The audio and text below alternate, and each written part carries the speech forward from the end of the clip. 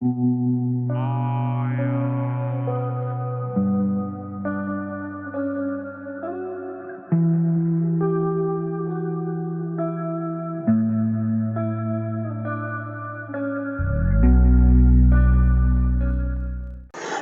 up, everyone? Danny P here from Flippin' Pucks and Chuckin' Knucks. We're just going to do a quick little recap on the Carolina Hurricanes this week.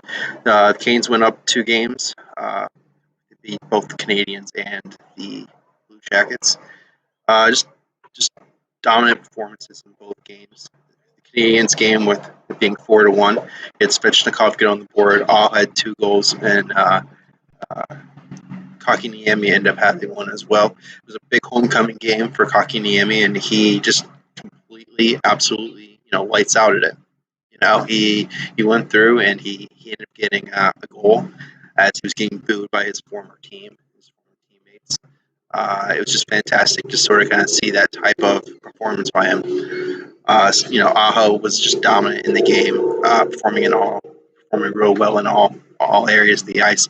But honestly, the big guy, the go-to guy was really Frederik Andersen. Frederik Andersen just let in one goal. You looked to see him get the shutout, but he just played lights out. Really, really did. It was fantastic to see. The second game was up over against the Columbus Blue Jackets, and it was Canes hockey. It's really, really great to see starting off this way. 5-1 was the final, with Jesper Frost getting on the board, Stahl getting on the board, Trocheck had 2. It was just lights out once again. Frederik Andersen played. We thought he played well on Tuesday, but Saturday was just absolutely lights out. He played Thursday, but just absolutely lights out. It was fantastic to see. The Hurricanes are just really firing on all cylinders right now. Frederik Andersen, and being my top star, my first star of the week, he went through and he just let in 1 goal a game average.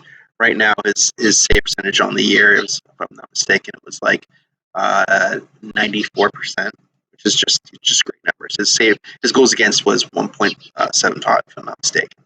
So it's really great to see. These new lines that are kind of set in. I mentioned this in one of my articles. Was the fact it's what you want to see on each line. Each line's dangerous. Each line can score. And look at the first line with being Kakiniemi, Teravainen, and Aho. It's just fantastic. Those are just a solid, outstanding lineup where each player has the ability to score. Especially Aho and Teravainen being the main contributors there.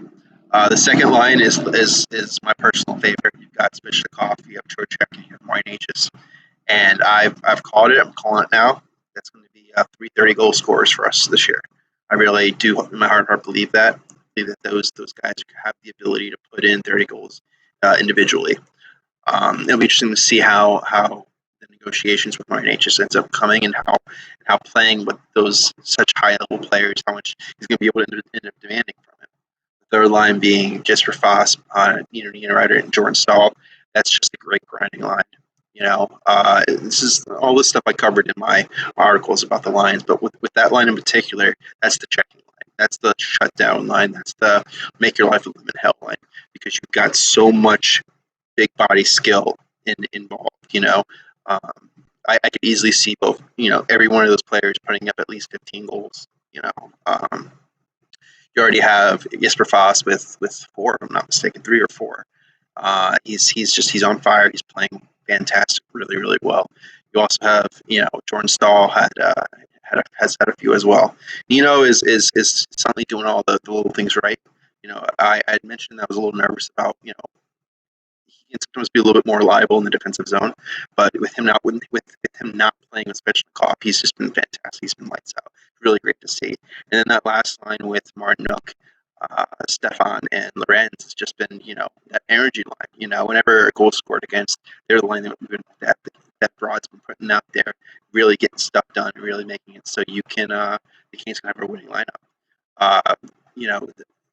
With Andersen playing the way that he is, it's just been great to see.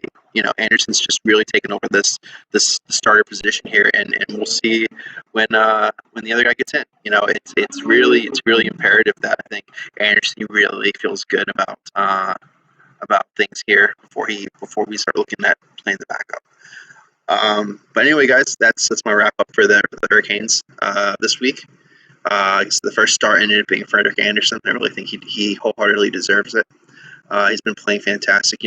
We ended up drafting Andersen in 2010, actually. Behind, he would have had to play behind Cam Ward, which was something he wasn't really big into at the time. So he decided to go into the draft a couple of years later, and was initially ended up being drafted by the Ducks in the first round.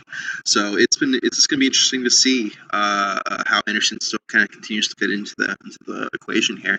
But I can tell you right now, so far, lights out. He's very quickly become a fan favorite, and I very much look forward to see what else he has to offer for the Canes. Anyway, guys, we really appreciate watching and reading our blogs. Feel free to like, comment, email us at flippingpucks@chuckandnucks@gmail.com. Let us know what we're doing right. Let us know what we're doing wrong. I am actually I am recording right now outside of Starbucks because the audio screwed up from our original podcast. But check out the podcast as well, guys. We're on Spotify. We're on YouTube. We're pretty much everywhere at this point in time. Thanks a lot, guys.